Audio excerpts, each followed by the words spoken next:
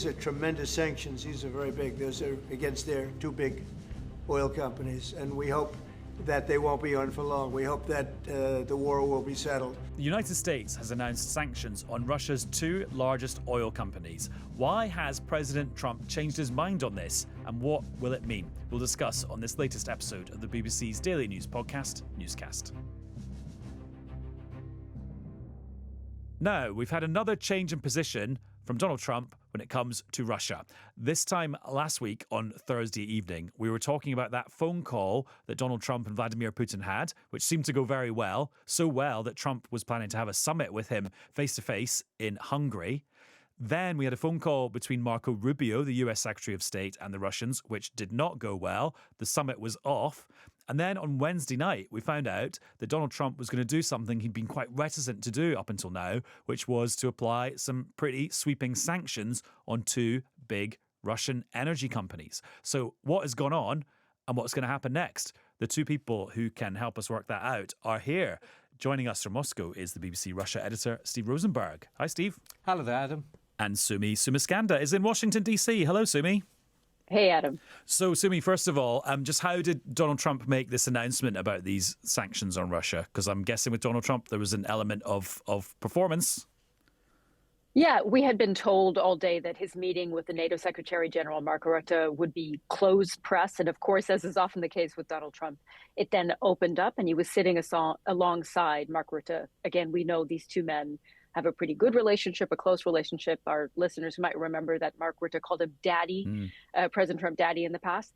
And they were sitting side by side, and President Trump talked about the sanctions that are going to be put on Russia to Russian companies. And we had heard just before that press availability that the Treasury Secretary, Scott Bessent, had actually announced these sanctions, saying it was time for them to come. And that's exactly what President Trump said. He said, I just felt it was time. He was asked specifically by a reporter, why now? And he said that he had canceled the meeting with Vladimir Putin, this planned summit in Budapest that he had talked about just last week, because he felt it wasn't going to go anywhere. So you did get a shift in tone there, but sitting again with his good friend, who is also a big supporter of Ukraine.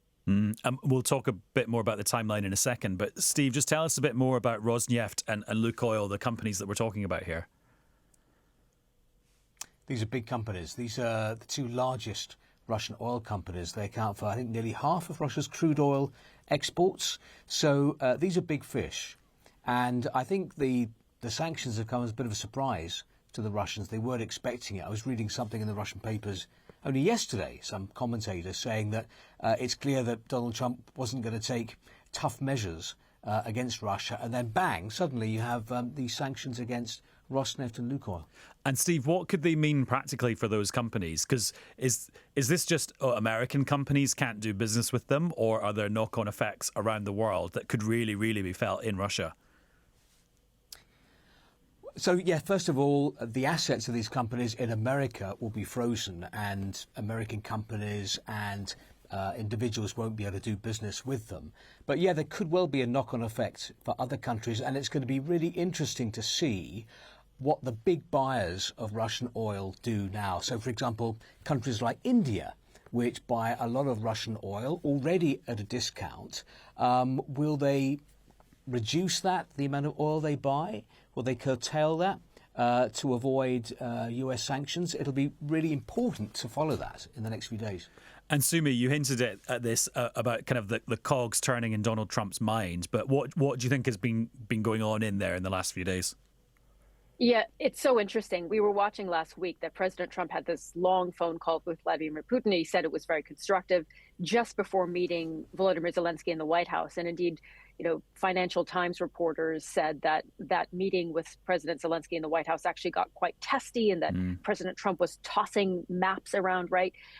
And you got the sense again, okay, President Trump has shifted his position. He's vacillated between being tougher on Vladimir Putin, expressing frustration there, and then being tougher on Volodymyr Zelensky, expressing frustration with him.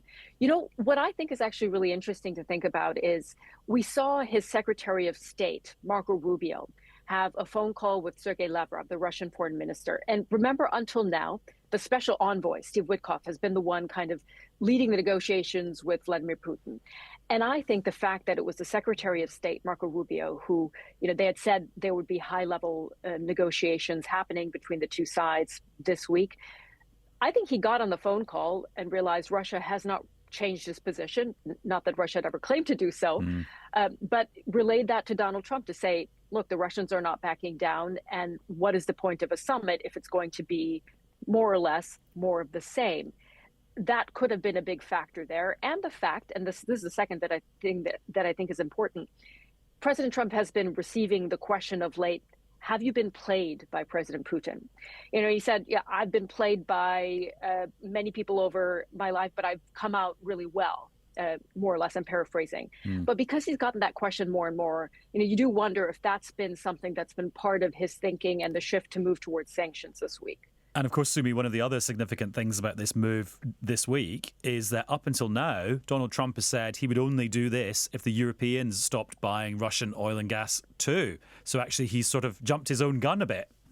He did. And he has underlined that message over and over again with European partners to say sanctions will come when you stop completely from buying Russian oil and gas. To be fair, he had that conversation with the European Commission President Ursula von der Leyen in the past, and they have said that European countries will be committed to, buying no Russian oil and gas in the future. In the meantime, it's not possible, but they're looking to get there. But yeah, you're right. He did jump his own gun in that sense. And I think it really was because of some of the pressure and perhaps the messaging that he is hearing on this. And then in terms of negotiations between Russia and Ukraine, kind of brokered by the Americans. Sumi, it seems to me now that Donald Trump is pretty wedded to this idea that the basis for the negotiations would be freezing the conflict on the current front line. Yeah, and that's not new, we should say. That is something that has been discussed by the Ukrainians, by the Europeans for some time now. And Steve obviously can talk about that as well. But it's certainly something that President Trump, as we understand, discussed with Volodymyr Zelensky in the White House on Friday. The problem is the Russian demand, of course, that Russia takes all of the Donbass region. And that is something that is a complete non-starter for the Ukrainians and the Europeans. But freezing the conflict along current lines seems to be, and if you look at some of the social media messaging from President Trump, he's basically saying, lay down weapons and leave things where they are now. We can start to negotiate. If there is an effective way to push Russia to accept that it would not take over all of the Donbass, that could be a first point where you see the two sides move closer towards negotiations. But I'm not sure how you get there. Yeah, and Steve, how do the Russians respond to that idea of freezing the conflict where it is now?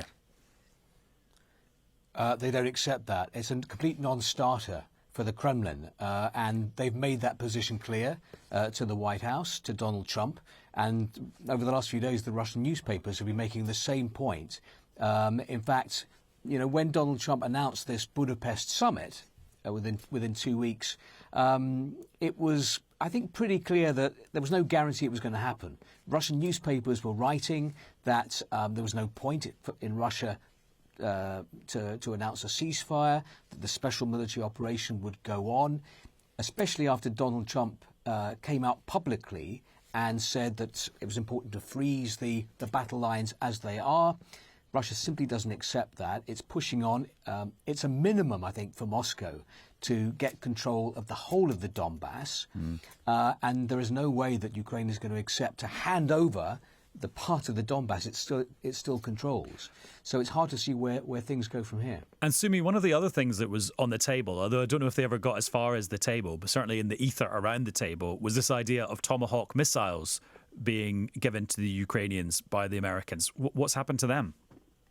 Yeah, so we understand that President Zelensky left the White House without any progress on that. He said, President Trump didn't say yes, but he didn't say no, seeing some hope perhaps for the future. But when President Trump was asked about this in the White House on Tuesday, when he was sitting with Mark Rutte, he said, look, what you don't understand is the Tomahawk missiles cannot be put into play immediately. They take a significant amount of training. There's what he called basically a 6-month gap before they can actually be used. So he didn't see the point in allowing Ukraine to have these missiles and to use them to strike far deep into Russia at this point. That doesn't mean that it is completely off the table, however, and certainly the Ukrainians are still pushing to be able to have that long-range missile capacity to bring the war closer to home in Russia. And Sumi, you mentioned Trump's vacillation, where on a Friday it can seem that he's anti-Ukrainian and pro-Kremlin, and then by Thursday he's being anti-Kremlin and a bit more pro-Ukrainian, or at least neutral towards Ukraine. Steve, how does that vacillation feel kind of an ocean away? I mean, of course, the UK is an ocean away too, but you're an ocean and a continent away. Yeah, I think the Russians are getting a little bit confused and frustrated by it as well. They're getting used to it, and people are writing about it in the press. But I think the key question now, really, after these sanctions announced on Lukoil and Rosneft, is: are these sanctions going to force a change in the Kremlin? In other words, will they be enough to bring the Kremlin to the negotiating table? Up till now, nothing that America has done, or none of the thousands of sanctions that have been imposed on Russia, have forced a change of course on Ukraine from the Kremlin. And the huge casualties on the battlefield that Russia has incurred have not forced a change in course from Vladimir Putin. But the thing is, to continue to wage a war, you need money. You know, Vladimir Putin is not a magician. He can't wave his Kremlin magic wand and suddenly magic up all this money. And the truth is, objectively, there is less money than there was in the state coffers here to wage a war. I mean, the economy has survived sanctions, but it's not good. It's not strong at the moment. The budget deficit's rising. Oil and gas revenues are falling. The government's going to have to put up VAT by 2% here, from 20% to 22%, to try to fill the gap.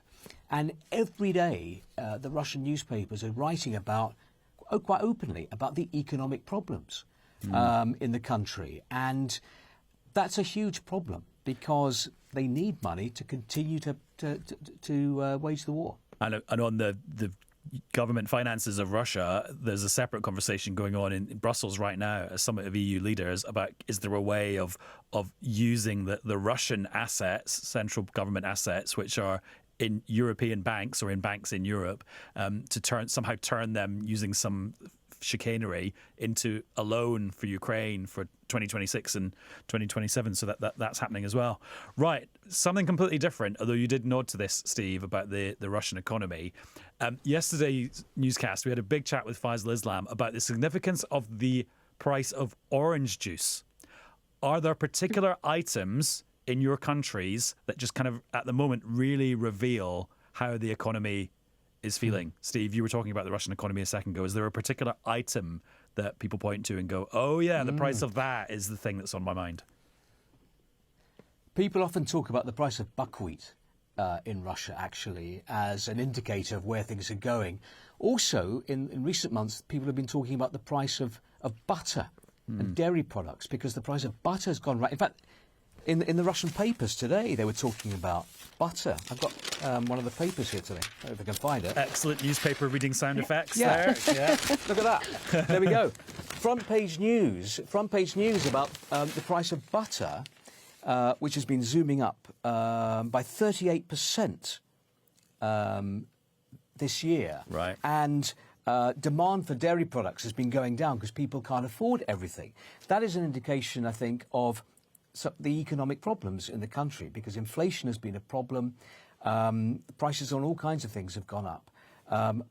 In some Russian supermarkets, they've been starting to sell butter in these sort of safety boxes, security boxes, to stop theft. So that's all an indication, I think, of sort of economic troubles ahead.